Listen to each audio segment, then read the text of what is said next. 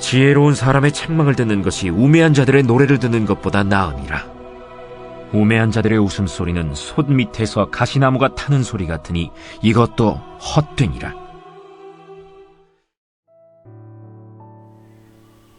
할렐루야.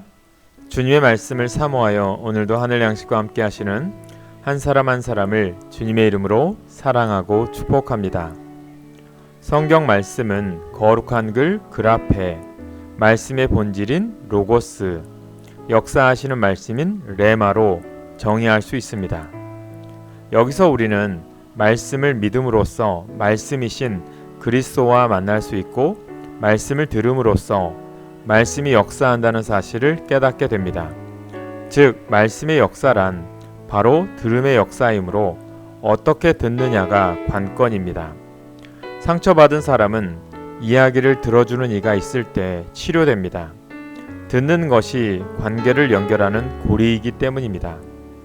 내담자 중심 심리치료의 대가 칼 로저스는 상대방의 사연을 평가하거나 판단하지 않고 있는 그대로 들어주기만 해도 문제의 반이 해결된다고 했습니다.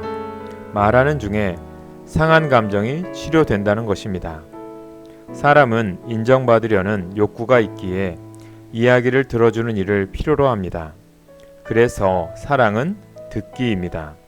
들음이 성숙이요, 심령 치유도 들음에서 출발합니다.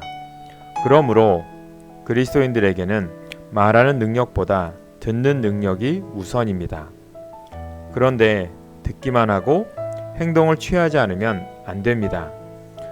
마가복음 4장 9절에 보면 들을 귀 있는 자는 들으라는 예수님의 말씀처럼 소리가 아니라 그 내용을 들어야 합니다. 그리고 잘 들은 후에는 필요한 행동으로 이어져야 합니다. 진정한 들음은 피상적 소리만이 아니라 그 내용을 파악하고 구체적으로 어떻게 행동할지를 정하는 데 있기 때문입니다. 오늘 본문은 지혜로운 사람과 우매한 사람을 결정짓는 것은 그가 책망을 어떻게 듣느냐에 달려 있다는 것입니다. 오늘 본문 5절 6절을 세 번역으로 읽어드리겠습니다.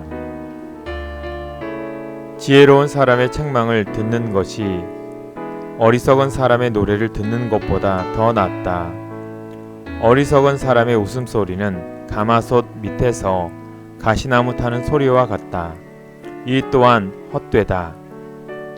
책망을 듣기 싫어하고 내 귀에 달콤한 아첨만 듣기 좋아하는 이는 가마솥 밑에서 타는 가시나무처럼 인생에게 실속과 유익이 없이 다만 헛될 뿐이라는 것입니다.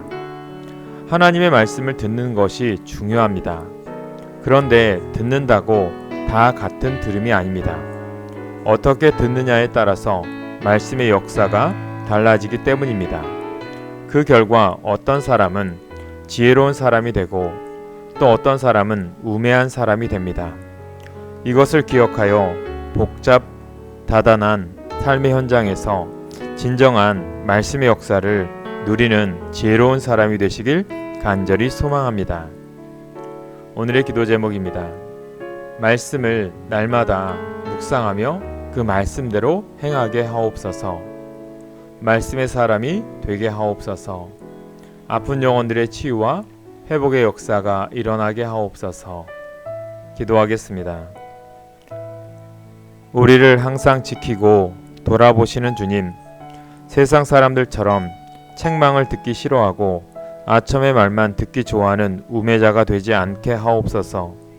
주의 자녀로서 말씀을 말씀으로 들어 삶의 현장에서 진정한 말씀의 역사를 누리는 지혜자가 되게 하옵소서. 예수님의 이름으로 기도합니다. 아멘.